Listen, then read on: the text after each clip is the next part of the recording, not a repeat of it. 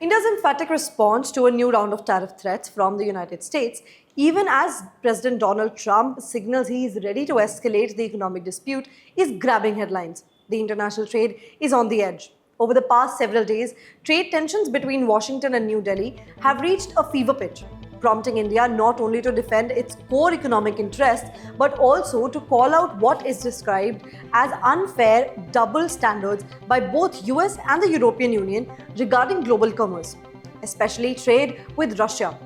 Here's what happened. On July 30th, US President Donald Trump announced a 25% tariff on all goods imported from India and paired that move with the threat of further unspecified penalties tied to New Delhi's ongoing purchase of Russian oil and defense equipment. The new tariffs, up sharply from an average effective date of 2.4% just a year ago, are set to impact a wide range of Indian exports, including textiles, pharmaceuticals, auto parts, gems, and information technology services. Fitch Ratings has estimated that the US's overall effective tariff rate on Indian goods has now jumped to a whopping 20.7%. For comparison, the US tariffs on nations like Vietnam and Bangladesh remain lower, underlining India's status as a preliminary US target for these recent trade actions. US President Donald Trump's rationale has been twofold. First, he accuses India of maintaining high tariff and non-tariff barriers against US goods. And second, he has sharply criticized India's decision to ramp up imports of discounted Russian oil since the start of conflict with Ukraine. In a series of statements, Trump alleged that India is profiting from the Ukraine war by purchasing Russian oil cheaply and selling refined products on the international market, a charge Indian officials have firmly denied. India's response, delivered in a strongly worded statement from the Ministry of External Affairs, was direct and unapologetic. New Delhi called the latest round of tariff unjustified and unreasonable, adding that India would take, quote, all necessary measures to safeguard its national interests and economic security. The government underscored that its increased oil imports from Russia were compelled by global market conditions, namely the diversion of traditional suppliers to Europe after the Ukraine war began. Indian officials further highlighted that at the time, the US itself encouraged India's purchases from Russia to help maintain global market stability and keep fuel prices affordable.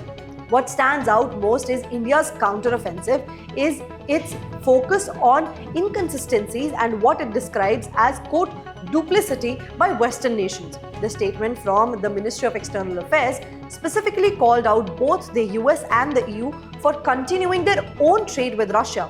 Data cited by Indian officials point out that even in 2024, the third year of the Ukraine-Russia conflict, or the war per se, the EU still conducted upwards of 67 billion euro in trade with Russia, including large volumes of minerals, fertilizers, machinery, and other goods.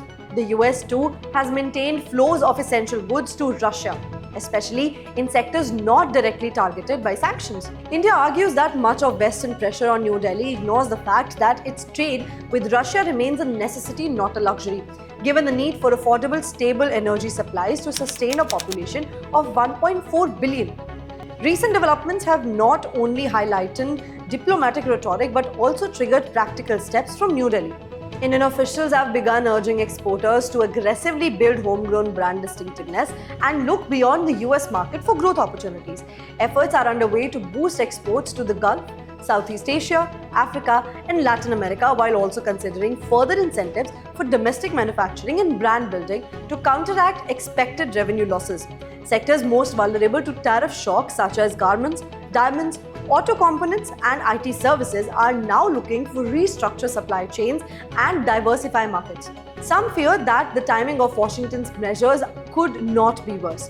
With global growth slowing and trade already under strain from the Ukraine crisis, higher tariffs add another layer of economic stress. Macroeconomic models from Goldman Sachs and other global banks suggest these tariffs could shave off around 0.2% from India's GDP this year alone, with possible job losses in export-facing small and medium enterprises. Nonetheless, New Delhi's message is that India will weather the storm.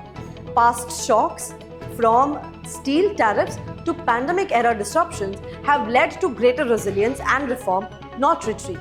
The row has also spilled into broader global debate about the future of the rules-based trading system. India's leaders have stressed the importance of fair, transparent, and inclusive trade, warning that the steady rise of unilateral protectionism, where strategic interests trump established WTO norms, threatens long-term stability. External Affairs Minister S. Jaishankar, addressing a policy forum this week, voiced concerns about an emerging divide in the global order, with a handful of countries setting the rules while others are asked to comply regardless of their development needs or economic realities. For the United States, Trump's so-called reciprocal tariff approach has been justified by reference to persistent US trade deficit with India, $45.7 billion last year, up 5% from 2023. But there are strategic undertones at play as well. Some observers point out that Washington's pressure campaign is linked to a broader bid to isolate Moscow by targeting its biggest energy customers. At the same time, India's continuing role in the global forums like Quad and G20, along with deepening partnerships on clean energy and technology, has allowed the two countries to compartmentalize disputes in the past, a reason, perhaps, for optimism that neither side wants permanent damage to a growing partnership. So where does this leave the bigger strategic picture? Tonight, India stands firm, both in words and deeds, by refusing to buckle under tariff pressure and by calling out what it sees as clear double standards by the US and EU. New Delhi is signaling both economic confidence and diplomatic maturity.